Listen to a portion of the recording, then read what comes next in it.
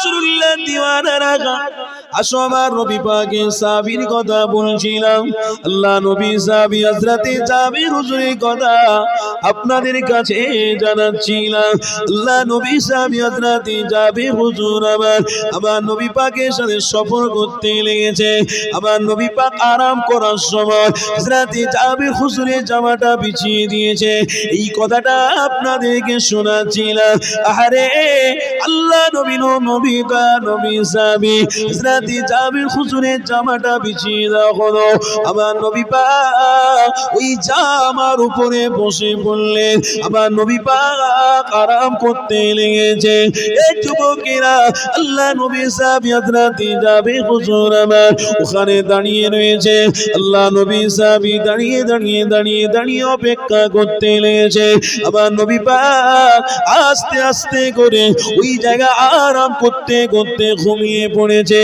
এই যুবকেরা আমার আপনারা মায়েরা বোনেরা আল্লাহ নবী সাহাবী হযরতে জাবির হুজুর আমার ওইখানে চুপচাপ দাঁড়িয়ে রয়েছে আমার নবী পাক ঘুমিয়ে পড়েছে গো আল্লাহ নবী সাহাবী জাবির হুজুর দেখতে পেলেন 100 মিটার দূরেতে আল্লাহ নবী যেখানে ঘুমিয়ে রয়েছে 100 মিটার দূরেতে একটা খেজুরের গাছ দাঁড়িয়ে রয়েছে ওই খেজুরের গাছ আমার নবী পাকের সামনাসামনি আসতে লেগেছে আরো জোরে বলো তরুণীরা আমার আপনারা শোনো আল্লাহ নবী সাহাবী হযরতে জাবির হুজুর আমার দেখতে লেগেছে ওই খেজুরের গাছটা আস্তে আস্তে করে আমার নবী পাকের সামনাসামনি আসতে লেগেছে আল্লাহ নবী সাহাবী অবাক দৃশ্যই দেখতে লেগেছে আমার নবী পাকের সাহাবী দেখতে লেগেছে মাটিটা চিরে চিরে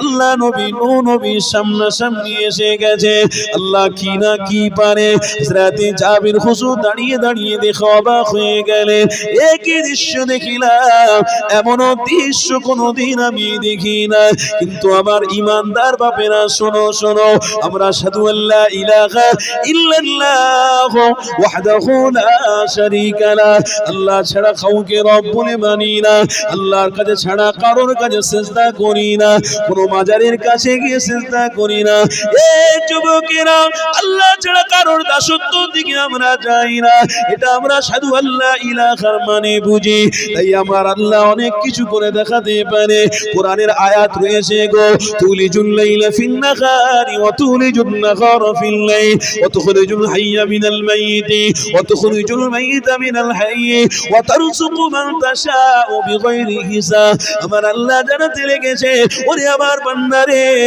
তুমি যখন আমার উপরে ইয়াকিন রাখলে আমাকে বিশ্বাস করলে তাহলে এটাও তুমি শুনে রেখে দাও আমি আল্লাহ মৃত ব্যক্তিকে আবার জীবিত করে দেখাতে পারি আমি আল্লাহ আবার জীবিত ব্যক্তিকেও মৃত করে দেখাতে পারি এই দুনিয়ার মানুষেরা আমি আল্লাহ শুকনো মেঘে বজ্রপাত ফেলতেও পারি বিনা মেঘেতে পানি দেখাতে পারি সমুদ্রের পানিগুলো নিয়ে তোমাদেরকে ধ্বংস করে দিতে পারি জমিনটাকে আমি দুটো ভাগ করে দিতে পারি সব কিছু আমার দ্বারাই সম্ভব আছে এই যুবকেরা আমরা জানি সব কিছু আমাদের দ্বারা সম্ভব নয় কিন্তু আমার রবের দ্বারা সব কিছু সম্ভব রয়েছে তাই আপনাদেরকে জানিয়ে দিই আল্লাহ কটা দিন বাঁচিয়ে রেখেছে ক্ষমতা এবং টাকা পয়সা অর্থের দিকে কোনোদিন জোর দেখাবেন না অহংকার নিয়ে চলাফেরা করবেন না মানবতা প্রেম ভাতৃত্ব ভালোবাসা নিয়ে চলার চেষ্টা করো এই যুবক তরুণীরা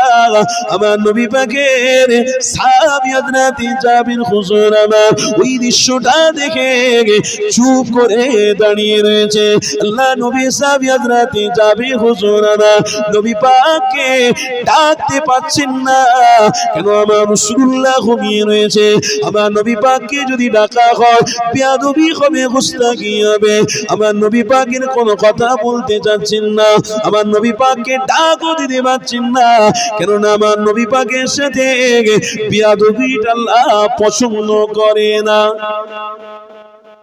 নবীর সামনে বেয়াদবি আল্লাহ পছন্দ করে এই যুবকরা পছন্দ করে হাজার হাজার বেয়াদবি হচ্ছে কত বেয়াদবির কথা বলবো সবকিছু বলতে গেলে আপনাদের দিমাগটা পেল্টে যাবে নিজের চোখে আমরা দেখতে পাচ্ছি অনেক বেয়াদবি হচ্ছে। তার ভিতরে একটা নমুনা বেয়াদবি আমরা দেখলাম, তার ভিতরেই আমরা দেখতে পাচ্ছি কেউ ভালোর দিকে আছে তো কেউ ভালোর দিকে নেই। কথা বুঝছেন?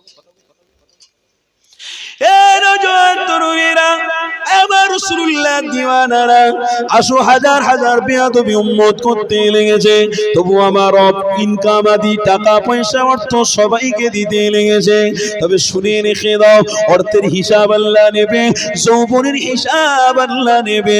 তোমাকে আমাকে দুনিয়া জমিনে যা কিছু দিয়েছে সব কিছুর হিসাব আল্লাহ নেবে। তবে মুহাম্মদ রাসূলুল্লাহর প্রেমিক যদি হও, হাজার হাজার টাকা খরচা যদিও করো, গরিবদের খানা যদিও খাও, মাদ্রাসায় যদি তুমি সহযোগিতা করো, মসজিদ যদি তুমি বানিয়ে দাও, তোমার স্ত্রীর জন্য টাকা পয়সা অর্থ খরচা করো, নবী পাকের প্রেম যদি তুমি নিয়ে চলো, কিয়ামতের দিনে কোনো টাকা অর্থের হিসাব হবে না। আরো জোরে বলুন, এ যুবক তরুণীরা, আমার রাসূলুল্লাহ দিওয়ানারা শুনে নাও, আমার নবী পাক দয়ার নবীর শানে গুস্তাখি করতে যেও না, নিজের আমল ইবাদতকে ধ্বংস করতে যেও না, নিজে ধ্বংস হয়ে যেও না গো। আল্লাহ নবীকে প্রেম করো। আল্লাহ হায়াত দিয়েছে এই জন্যে, জবান দিয়েছে এই জন্যে, চোখ দিয়েছে এই জন্যে, আল্লাহ জবান দিয়েছে কথার জন্যে, আল্লাহ চোখ দিয়েছে দেখার জন্যে। কিন্তু দুনিয়ার কোন জিনিস দেখে তুমি উপলব্ধি করতে যেও না। চোখে কোরআন দেখো, নবীর বাবার দিদার আশা করো, তুমি জবান দিয়ে কোরআন পড়ো, দরুদ পড়ো, জিকির করো, আর হাত দিয়ে তুমি ভালো জিনিসকে নাও। এই যুবক তরুণীরা, আব্বারা, আমার নবী পাকের শানে যদি কেউ বেয়াদবি করে, কোরআনের আয়াত রয়েছে, আনতাহবাতা আমালুকুম, আমি আল্লাহ তার সমস্ত আমল বরবাদ করে দেব। তাই আপনাদেরকে জানিয়ে দিই, 50 বছর, 40 বছর, 20 বছর নামাজ পড়ে এমন কাজ আপনি করতে যাবেন না, আমল ইবাদত আপনার ধ্বংস না হয়ে যায়। এই যুবক তরুণীরা, আল্লাহ নবী সাহাবী হযরত জাবির হুজুর আমার দাঁড়িয়ে দাঁড়িয়ে দাঁড়িয়ে দাঁড়িয়ে অপেক্ষা করতে লেগেছে। খেজুরের গাছটা আমার নবী পাকের সামনাসামনি এসে গেছে। হযরত জাবির হুজুর আমার রাসূলুল্লাহকে ডাকতে পারেন না, আমার হাবিবুল্লাহকে ডাকতে পারছেন না। এমন অবস্থায় দেখা গেল হযরত জাবির হুজুর দেখতে পেলেন ওই খেজুরের গাছ আবার এসে আবার তার জায়গায় পৌঁছে গেছে। আরো জোরে বলো, ভাইজান আসছেন? হ্যাঁ, তাকবীর দেন না, নারে তাকবীর, তাকবীর দেন, নারে তাকবীর। সকলে দাঁড়ান তো মহব্বতে। হ্যাঁ, কি বলছেন?